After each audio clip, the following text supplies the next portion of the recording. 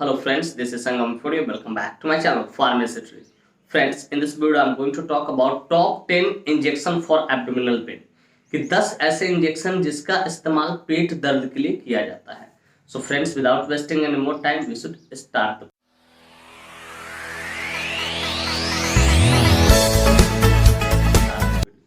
Friends, video को शुरू करने से पहले कुछ बातें मैं यहाँ पे शेयर करना चाहूंगा जो कि आपके लिए एक तरह से वार्निंग है.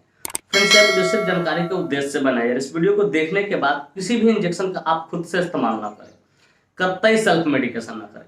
Friends, actually don't support self medication at all. So before taking or using any injection you must consult your doctor.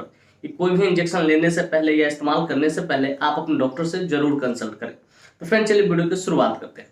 Friends, आज का हमारा टॉपिक है top 10 injection which is used for abdominal pain. वैसे injection जिसका इस्तेमाल पेट दर्द के लिए किया जाता है.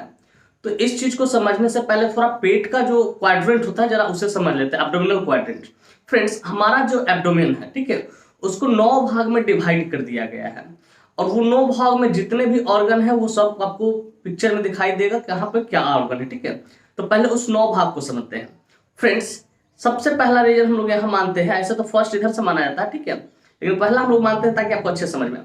इपीगैस्ट्रिक रीजन, दोनों सीने के जो बीच का जो क्षेत्र होता है उसको हम लोग बोलते हैं इपीगैस्ट्रिक रीजन. फिर जो नाभि के पास जो रीजन होता है उसको बोलते हैं अम्बलाइकल रीजन. ठीक है, और जो सबसे नीचे वाला जो रीजन होता है, ठीक है, लोअर एब्डोमेन जिसको बोलते हैं, उसको बोलते हैं हाइपोगैस्ट्रिक रीजन. फिर इसके बाद बोलते हैं राइट, इसको बोलते हैं लेफ्ट हाइपोकॉन्ड्रियक रीजन, फिर राइट हाइपोकॉन्ड्रियक रीजन. फिर कहते हैं left lumbar region, right lumbar region. फिर कहते हैं राइट लेफ्ट इलियक रीजन और राइट इलियक रीजन. ये 9 पॉइंट्स होते हैं. ठीक है, एब्डोमेन को 9 खल में क्वाड्रेंट में बांटा गया है, 9 रीजन में उसको बांटा गया है. सिंपली याद रखिएगा, एपिगैस्ट्रिक रीजन, अम्बलाइकल रीजन और हाइपोगैस्ट्रिक रीजन. ये 3 रीजन सीधा मैं बता रहा हूँ. फिर इसको बोलते हैं left hypochondriac region, right hypochondriac region. फिर कहते हैं left lumbar region, right lumbar region. फिर लेफ्ट इलियक रीजन और राइट इलियक रीजन. तो ये 9 जो पॉइंट्स होते हैं, ये 9 पॉइंट्स बेसिकली आपको याद रखना बहुत जरूरी. इसी 9 पॉइंट्स के अंदर, ठीक है, इसी 9 रीजन के अंदर, 9 रीजन के अंदर आपका कहीं पे लीवर है, कहीं पे किडनी है, कहीं पे गॉल ब्लैडर है, कहीं पे यूरिनरी ब्लैडर है. ये सारे इसी अधि के अंदर है, इसी क्वाड्रेंट के अंदर है, इसी 9 खल के अंदर है. तो हालांकि आपको पिक्चर में देखने को मिल रहा हो कहाँ पे क्या है, इस पर कभी विशेष डिटेल में बात करेंगे कहाँ पे क्या पाया जाता है. ठीक है, मैं बेसिकली समझा रहा हूँ इंजेक्शन के चलते कि थोड़ा सा हिंट्स दे रहा हूँ, मैं आपको जानकारी दे रहा हूँ. फ्रेंड्स, मैं उम्मीद करता हूँ कि बातें आपको अच्छे से समझ में आया कि हमारा जो एब्डोमिनल होता है उसके 9 भाग में उसे डिवाइड किए जाते हैं और 9 का नाम मैंने आपको बता दिया कहाँ क्या किसे बोलते हैं.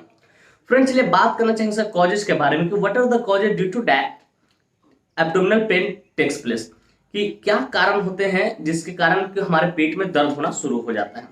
तो फ्रेंड्स, नंबर 1 कारण है हाइपर एसिडिटी या गैस्ट्राइटिस, कि अगर किसी व्यक्ति को गैस ज्यादा बन रहा है, ठीक है, तो गैस फॉर्मेशन ज्यादा उसके कारण हो सकता है. सेकेंड रीजन है कॉन्स्टिपेशन, कि अगर कोई पेशेंट को कॉन्स्टिपेशन रह रहा है, ठीक है, तो उसको भी हो सकता है पेट दर्द. फिर कहते हैं डायरिया, हो सकता अगर किसी पेशेंट को डायरिया है, ठीक है, लूज मोशन कंटिन्यू हो रहा है, तो उसको भी पेट दर्द हो सकता है.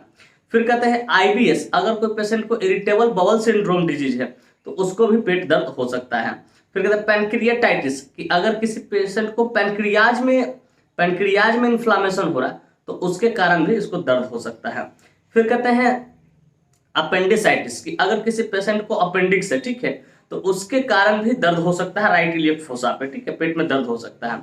फिर कहते हैं गॉल स्टोन या किडनी स्टोन, की अगर किसी पेशेंट को गॉल ब्लैडर में स्टोन है, ठीक है, तो उसके कारण भी पेट दर्द कर सकता है, या तो किडनी में स्टोन है तो उसके कारण भी पेट दर्द कर सकता है. फिर कहते हैं सिस्टाइटिस एक यूरिनरी जो ब्लैडर होता है अगर उसमें इन्फ्लामेशन होने लगे तो उसे हम लोग बोलते हैं सिस्टाइटिस, तो उसके कारण भी पेट में दर्द हो सकता है.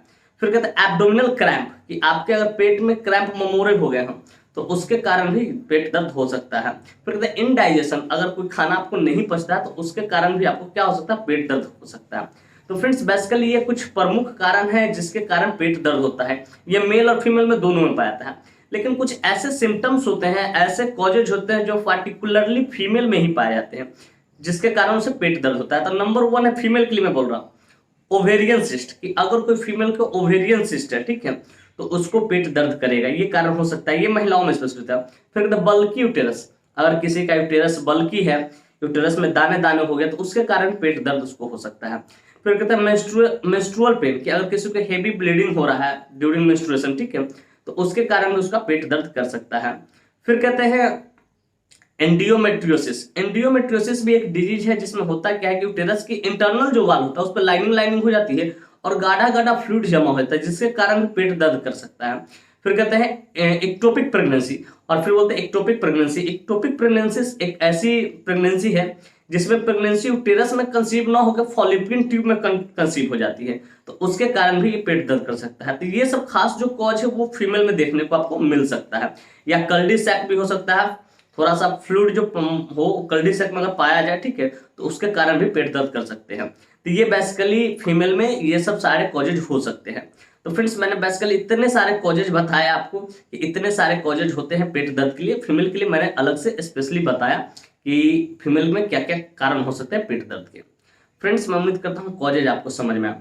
फ्रेंड्स चलिए अब बात करने चाहेंगे इंजेक्शन के बारे में कि कौन कौन सा इंजेक्शन का इस्तेमाल करना है, टॉप 10 के बारे में। तो फ्रेंड्स सबसे पहले हम समझते हैं कि अगर पेन एपिगैस्ट्रिक रीजन में हो, यहाँ पे दोनों सीने के बीच में हो, तो समझिए वह जो पेन है कहीं ना कहीं गैस के कारण बन रहा है, कहीं ना कहीं गैस फॉर्मेशन के कारण बन रहा है। तो वहां पे सबसे पहले आपको उसको देना है एसीलॉक दे देना है आपको। एसीलॉक 150 इंजेक्शन आता है, वो दे देना है। एसीलॉक इंजेक्शन दे सकते हो, या पैंटॉप 40 दे सकते हो, या पैंटॉप इंजेक्शन दे सकते हो, पैंटोप्राजोल दे सकते हो, ठीक है, या रेमेप्राजोल इंजेक्शन रेमेप्राजोल 20 दे सकते हो। तो इसमें से कोई भी इंजेक्शन जो गैस के कारण, अगर यहाँ दोनों बीच में दर्द हो रहा है, दोनों सीने के बीच में, तो वो गैस के कारण होता है। तो गैस का कोई भी इंजेक्शन आप दे सकते हो। एसीलॉक इंजेक्शन दे सकते हो, पैंटोप्राजोल दे सकते हो, या तो रेमेप्राजोल दे सकते हो, कोई भी इंजेक्शन आपको दे सकते हो जिससे क्या हाइपर एसिडिटी रिड्यूस हो जाए, ठीक है। तो पहला मैंने बता दी यहाँ पे। अब दूसरा कहते हैं, दूसरा इंजेक्शन है साइक्लोपाम इंजेक्शन। साइक्लोपाम आपने बहुत नाम सुना होगा, बड़ा कॉमन इंजेक्शन है। ये मैं अक्यूट पेन के लिए बता रहा हूँ, थोड़ा बहुत दर्द है उसके लिए, हेवी पेन के लिए भी आगे बताऊंगा।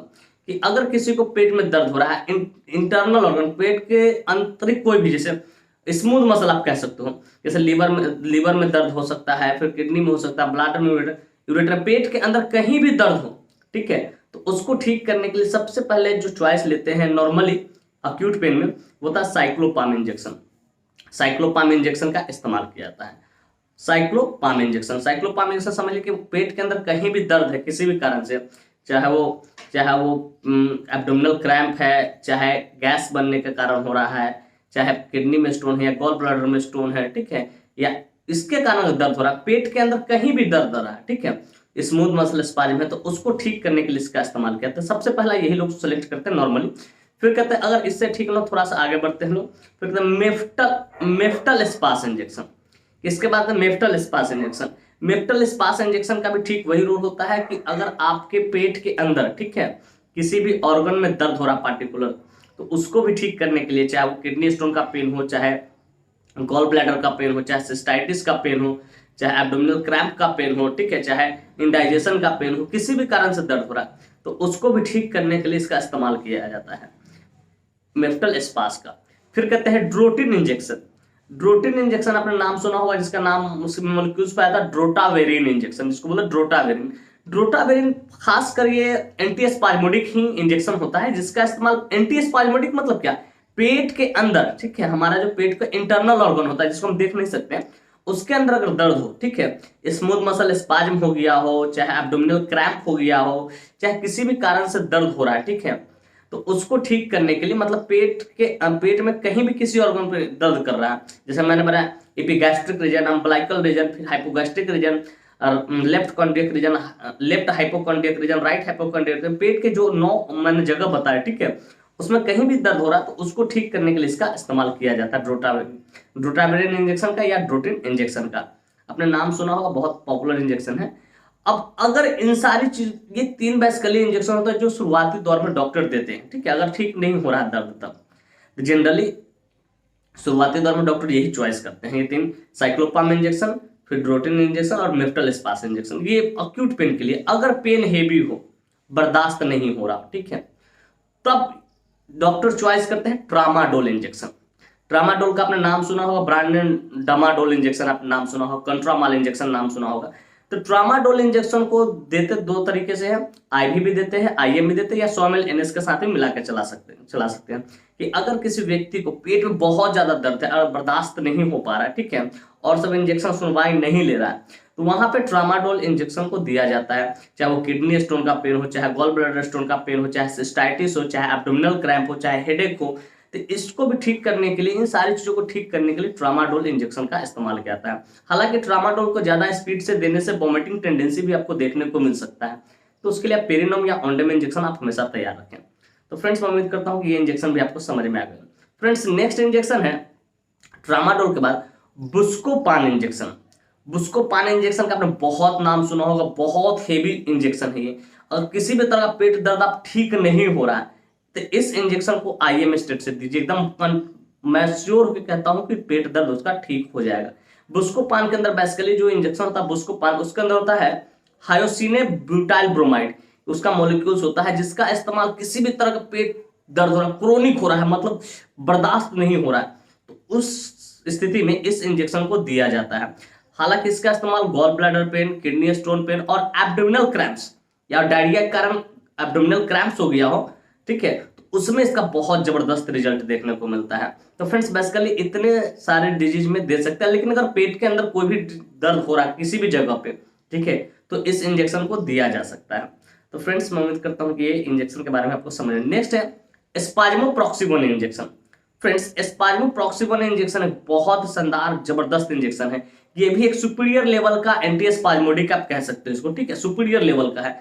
इसमें बेसिकली डाइक्लोफिनेक तो होता ही है, लेकिन इसका काम जो वर्किंग जो कैपेसिटी होती है बहुत शानदार होती है, वर्किंग एफिकेसी बहुत शानदार होती है इसकी। इसका भी इस्तेमाल अगर किसी को पेट के अंदर दर्द है, बहुत ज्यादा दर्द बर्दाश्त नहीं हो रहा है, ठीक है, तो उस परिस्थिति में इस इंजेक्शन का इस्तेमाल किया जाता है। जैसे किसी को गॉल ब्लैडर में पेन हो सकता है, एब्डोमिनल क्रैम्प हो सकता है, फिर आपको किडनी स्टोन पेन हो सकता है, फिर आपको सिस्टाइटिस हो सकता है, यूटीआई इन्फेक्शन के कारण पेन हो सकता है, कि पेट के अंदर किसी भी हिस्से में किसी भी कारण से दर्द हो रहा हो, बर्दाश्त नहीं हो रहा, तो इस इंजेक्शन को दिया जा सकता है, इस इंजेक्शन को दिया जाता है। फिर कहते हैं डायलोना इक्वा इंजेक्शन, आपने नाम सुना होगा डायलोना इक्वा, बहुत ही नाम सुना हो। डायलोना इक्वा इंजेक्शन जो होता है वो बेसिकली इसके अंदर डाइक्लोफिनेक होता है, लेकिन बहुत जबरदस्त इसका इस्तेमाल किया जाता है हेवी पेन के लिए। उसका इस्तेमाल आपको बॉडी एक मसल एक में, बॉडी एक में अगर बदन में दर्द है, ठीक है, बर्दाश्त नहीं, तो वहां पे भी इसका इस्तेमाल किया जा सकता है। फिर ज्वाइंट पेन, अगर आपके ज्वाइंट में कहीं भी पेन हो तब डायलोना इक्वा का इस्तेमाल किया जाता है। फिर एब्डोमिनल पेन, ये कहीं भी आपके पेट में दर्द हो, ठीक है, तो उसको भी कंट्रोल करने के लिए इसका इस्तेमाल किया जाता है। फिर कहते हैं कि अगर किसी को एक्सीडेंट हुआ हो, टूट फूट गई हो, ठीक है, हड्डी उड्डी, और वहां ज्यादा दर्द कर रहा है, तो उस दर्द को भी कंट्रोल करने के लिए इसका इस्तेमाल किया जाता है डायलोना इक्वा का। और एक और बात बता दूं कि अगर सर्जरी होने के बाद, ठीक है, सर्जरी होने के बाद पेशेंट को अगर चीरे जहां लगे हो वहां पे दर्द कर रहा है, तो उसको भी दर्द को रिड्यूस करने के लिए, कम करने के लिए डायलोना या डायलोना इक्वा इंजेक्शन का इस्तेमाल किया जाता है। तो फ्रेंड्स बेसिकली डायलोना इक्वा का दोनों तरह से इस्तेमाल कर सकते हैं, एक्सटर्नल में भी कहीं प्रॉब्लम हो और इंटरनल में प्रॉब्लम हो, पेट के अंदर भी कोई दिक्कत है, दर्द हो रहा है, तो उसको भी ठीक करने के लिए इसका इस्तेमाल किया जाता है। और बाहर से आपको चोट लग गया हो या पूरा बॉडी दर्द कर रहा हो या हेडेक हो बहुत तगड़ा, तो उसको भी ठीक करने के लिए इसका इस्तेमाल किया जाता है। इसका दोनों तरीके से आप यूज ले सकते हो डायलोना इक्वा का। फ्रेंड्स मैं उम्मीद करता हूँ ये बातें समझ में आए। फ्रेंड्स नेक्स्ट इंजेक्शन है इसका फोर्टिबिन इंजेक्शन। क्या फोर्टिबिन इंजेक्शन, बेसिकली इसके अंदर पेंटाजोसिन पाया जाता है, जो कि एक समझिए एक तरह से एनेस्थेटिक की तरह काम करता है। किसी पेशेंट को देने के बाद उसका जो सिग्नल होता है, ठीक है, ब्रेन से जो सेंसेशन होता है वो पेन का खत्म हो जाता है। इसका इस्तेमाल बेसिकली ओटी में भी करते हैं। मतलब मान लीजिए किसी पेशेंट को बेहोश नहीं हो रहा है, ठीक है, और आप स्पाइनल बेहोशी दिया गया और बेहोश नहीं हो रहा, तो फोर्टिबिन 1 का 5 बना के उसको आईवी दिया जा सकता है बेहोश करने के लिए पेशेंट को। तो फोर्टिबिन का भी इस्तेमाल किया जाता है बेहोश करने के लिए, पेन का सेंसेशन न रहे, बेहोश भी होता है पेशेंट और पेन का सेंसेशन भी नहीं होता है। और क्रोनिक पेन, ऐसा पेन जिसको बर्दाश्त नहीं हो रहा है आपको, जैसे आप एक्सीडेंट हुआ हो, हड्डी उड्डी टूट गया हो, फट के निकल गया हो और वहां पे दर्द बर्दाश्त नहीं, तो वहां पे फोर्टिबिन इंजेक्शन डॉक्टर द्वारा आईएम स्टेट से दिया जाता है। 1 ml का आता है वो आईएम स्टेट से दिया, तो वहां पे दर्द को वो स्ट्रॉन्ग एनालिसिस होता है, ये दर्द बर्दाश्त करने में बहुत काम आता है। फिर कहते हैं एनाफोर्टन इंजेक्शन। फ्रेंड्स लास्ट है हमारा एनाफोर्टन इंजेक्शन। फ्रेंड्स एनाफोर्टन जो इंजेक्शन होता है एक बहुत ही शानदार सुपीरियर लेवल का इंजेक्शन होता है, जिसमें कैमिलोफिन पाया जाता है, कैमिलोफिन पाया जाता है। और ये इंजेक्शन ज्यादातर गायनी द्वारा सिलेक्ट किया जाता है। अगर किसी प्रकार का पेन हो, ठीक है, पेट के अंदर ड्यूरिंग प्रेगनेंसी, तो वहाँ पे अगर प्रीमेच्योर लेबर पेन नहीं होना चाहिए, जनरली पेन होना चाहिए, ठीक है, तो वहाँ पे गायनी डॉक्टर इसको बहुत सेलेक्ट करते हैं और इसको इस इंजेक्शन को देने के लिए बोलते हैं, एडमिनिस्टर करने के लिए बोलते हैं आईएम स्टेट से। तो फ्रेंड्स मैं उम्मीद करता हूँ कि ये जो टॉप 10 मैंने इंजेक्शन बताया, पेन किलर है इसमें और आपको पेट दर्द के लिए भी इसमें बताया, आपको बहुत अच्छा लगा होगा। फ्रेंड्स मैं उम्मीद करता हूँ कि बातें आपको अच्छे तरीके से समझ में आ कि कौन कौन सा इंजेक्शन पेट दर्द में दिया जाता है या पेट दर्द होने पे इस्तेमाल उसका किया जा सकता है। और साथ में मैं ये भी उम्मीद करता हूँ कि मेरी यह वीडियो काफी इन्फॉर्मेटिव, काफी इंटरेस्टिंग, काफी जबरदस्त लगी होगी आपको, और मेरे इस वीडियो से आपको कुछ ना कुछ सीखने को जरूर मिला होगा। फ्रेंड्स वाकई में मेरी वीडियो आपको इन्फॉर्मेटिव इंटरेस्टिंग लगी हो, friends if you find this video informative and interesting, hit the like button, subscribe my channel and don't forget to share it with your medical friends and common friends. Thank you for watching this video. Bye bye, take care, फिर मिलते हैं next video में। तब तक के लिए स्वस्थ रहिए, मस्त रहिए, ख्याल रखिए अपना और अपने परिवार का। थैंक यू, धन्यवाद।